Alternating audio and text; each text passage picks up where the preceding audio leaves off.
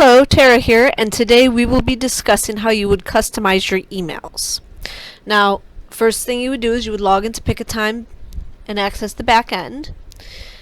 And remember, when you set up your events, you already have confirmation and reminder emails that are preset to go out. So when your customers or your parents book an appointment, they will receive a confirmation email, and also they would be receiving a reminder email unless you choose to not send either of those emails out. Now, what you're seeing here is this is where you would go if you needed to send an additional email out. Perhaps your event needs to be canceled or it's going to be moved to another day, and you need to send out a custom email to your participants.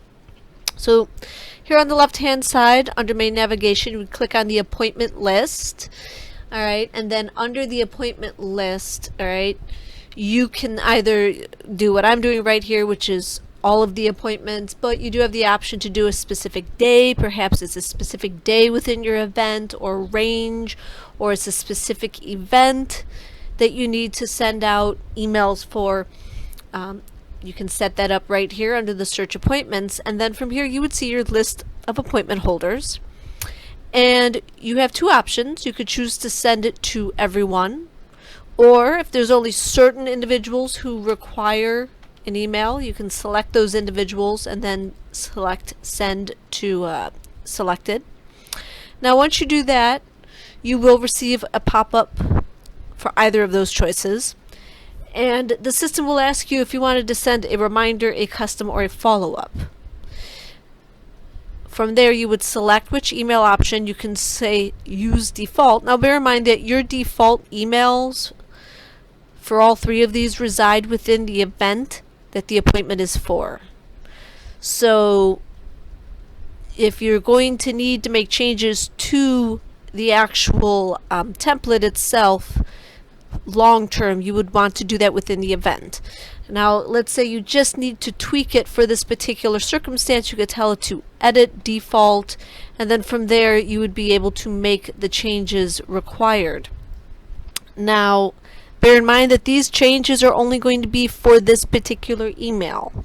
So if you need to send out another email to, let's say we're sending out something to demo parent and demo admin, but then you want to send something out to Chris Holmes afterwards, Chris will not get the same email that these two participants get unless he is also added to this particular email list.